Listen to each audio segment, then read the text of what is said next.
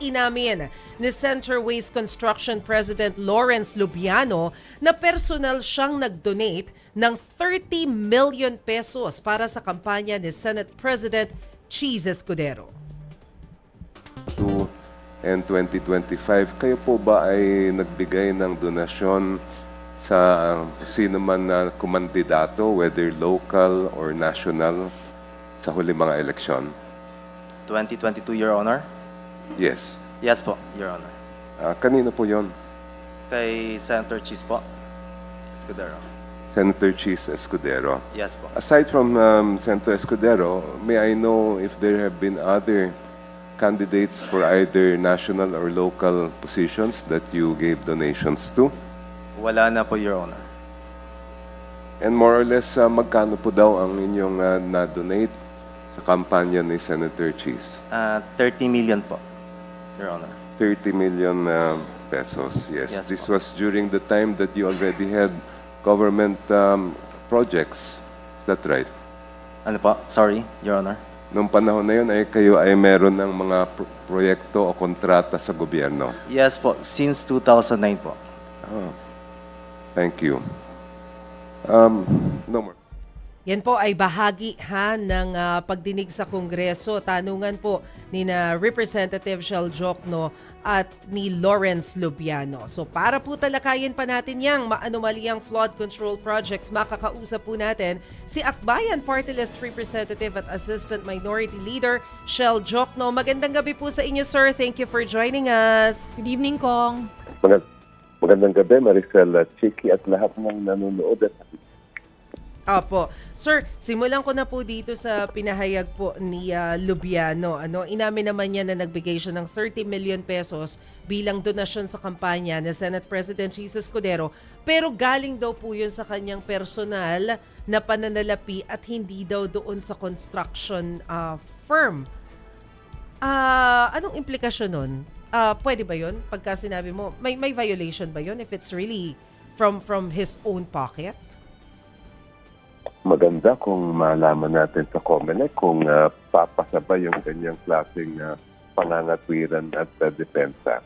Kasi para sa akin, mahirap pahiwalayin yung sabihin niyang personal na donasyon sa pagiging pangulo niya ng Centerways na sabi nga niya matagal na siyang pangulo since around 2009. At inamin din niya na nung panahon na yon ay meron silang existing na government projects, may kontrata sa pamahalaan. Kaya para sa I think in my own view, that is not consistent with our law. Sir, paano po ba kasi syempre hindi ko alam kung paano ba yung sistema ng paghingi o pagtanggap ng donasyon ng isang kandidato mula po sa donor. How does it work? Hindi ko alam if there's a process of screening para malaman na ano ba background nitong taong nagdo-donate sa akin. Paano po yun? Well, nasa kamay ng kandidato yon. Kasi kung minsan ay marami nag-aalok, pero depende rin sa kagustuhan at lalong-lalo na sa paniniwala ng kandidato, hindi naman siya required na tanggapin yung inaalok na donasyon. Lalong-lalo na kung may mga issues na ganyan na maaaring magkaroon ng election offense or conflict of interest. Oo. Kasi ang iniisip ko po, of course, sinabi naman na pagka merong deal with the government, hindi sila pwedeng tumanggap ng donasyon. But in this case, sabi nga po ninyo, parang anong year pa ba sila nagsimula na makipag-deal sa government pero natanggap pa rin ang donation? May nakikita po ba kayong liability nito kay SP Cheese? That remains to be seen. That would depend on how the law is interpreted. Para sa akin, klaro malinaw ang batas. Hindi pwedeng mag-donate sa anumang political na kampanya ang mga government contractor. Para sa akin, that's written in stone. Nasa batas yan. Ngayon, kung tulad na nabanggit ko kanina, pwede ba yung sasabihin nilang ay hindi, personal ko lang bigay yun papasabay yun. para siyang yung narinig din natin kahapon sa Infracom, yung sinabi ni District Engineer Henry Alcantara na pinapasa niya pinagbibintangan niya yung mga nasa ilalim sa kanya na sila daw ang may kasalanan, hindi naman daw siya. Again, medyo mahirap naman tanggapin na kung ganun ba lang ba kadali na hugasan ng iyong kamay. Pero wala ning mangyayari po dito, no?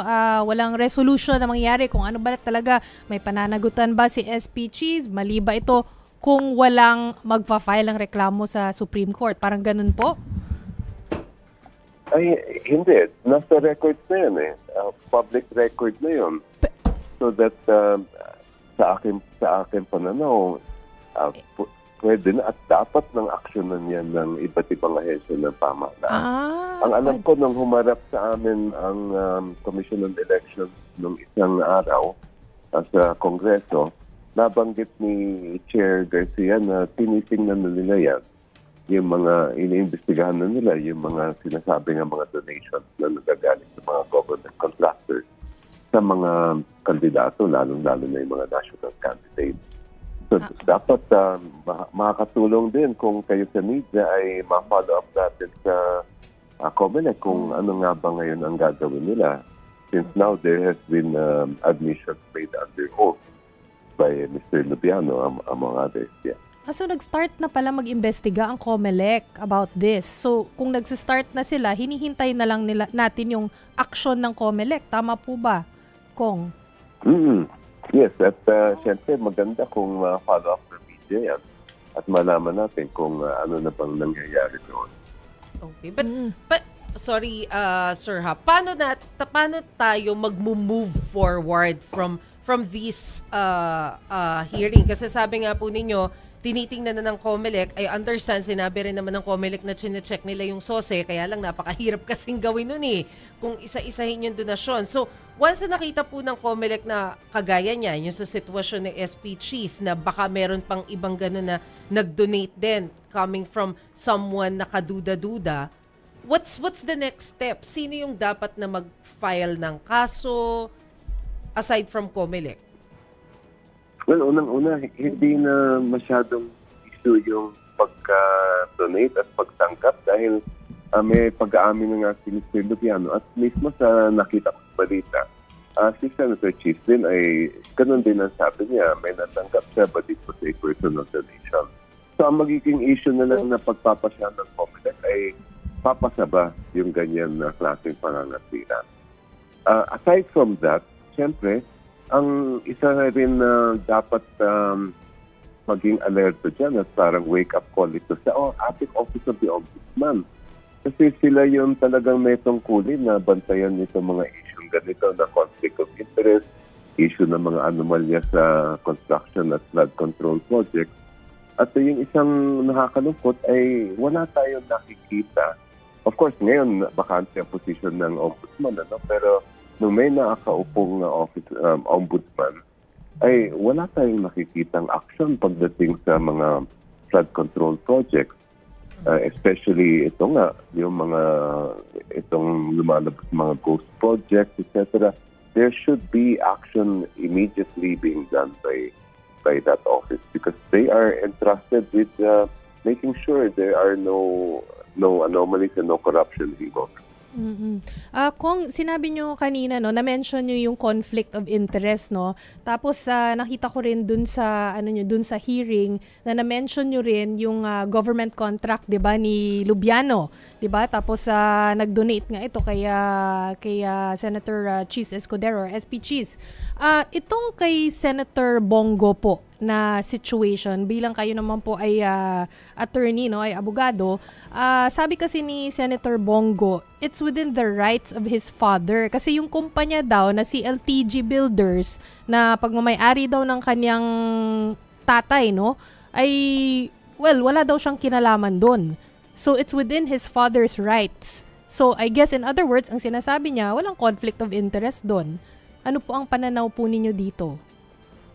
Well, unang-una, kaya meron tayong rule na ganyan na conflict of interest ay para nga maiwasan natin yung paggamit ng sinatawag na undue advantage or undue influence. dahil ikaw ay nasa posisyon na mataas. At ngayon, sa tingin ko, sa mga issue na ganyan, hindi naman sapat kung basta tatanggapin lang natin yung sinasabi ng isang umuupong senador. Kailangan na-investigahan din yan kung talagang nagkaroon ng any kind of knowledge on his part, undue advantage, undue influence, especially kung titingnan natin at dapat siya sa atin kung ano ba yung mga naibigay na proyekto sa kanyang ama, sa kumpanya ng kanyang ama. Nasaan at anong pwesto ni Senator Go nung panahon na yon? Meron ba tayo makukuhang evidence of any kind of influence? Kasi yung mismong pag-alam halimbawa ng mga naandun na tatay ito ng isang mataas na opisyal, that in itself may already give rise to giving an advantage to that person. And, in fact, ang nakalagay, yung isa pang bagay na hindi masyado napag-usapan ay kung ganun ang sitwasyon, dapat bang sumali si isang senador sa investigasyon tungkol sa mga flood control kung mismo ang father niya ay involved sa mga proyekto o may kontrata. Kasi ang nasa konstitusyon natin at pati sa Republic Act 6713, under no circumstances dapat na may mga conflict of interest na ganyan, lalong-lalo na kung ikaw ay isang mambabatas na ikaw ang mismo nag-iimbestiga sa mga issue o proyekto na yan. In fact, the Constitution requires full disclosure of all these types of conflicts of interest. Okay. Sir, sige, go ahead. Pahabol lang, sir, ha? Kasi parang may mga, yung sa DPWH budget, parang may mga suggestion na baka dapat gawin na lang siyang supplemental. Meaning, kasi di ba nabigay na yung NEP sa Congress, bago yung secretary ng DPWH, yung Secretary Vince Dizon. Baka dapat mabigyan din siya ng free hand na makapag-decide ano ba yung pondo na dapat ilaan dun sa project ng DPWH at ano yung dapat tanggalin. Pwede ba yun? Kung halimbawa, yung mismong budget lang ng DPWH ang ipapareview kay Secretary Dizon bilang bago siyang kalihim, tapos kung halimbawa, maipasa na yung NEP, gawing supplemental na lang kung whatever the decision ng DPWH. Is that possible? Maganda kung bigyan natin ng pagkakataon nga si Secretary Vince na tingnan at kung ano man naman kung halimbawa meron siya makitang katakataka doon, ay he should also have a chance to inform Congress about it. And Congress can act accordingly. Kaya nga meron tayong proseso ng budget na dadaan muna sa ahensya, consolidate ng department, pupunta sa cabinet, pupunta sa Pangulo, saka ibibigay yung NEP sa Kongreso at isusuri din ng Kongreso para nga maiwasan natin yung lahat ng mga issue ng ganyan.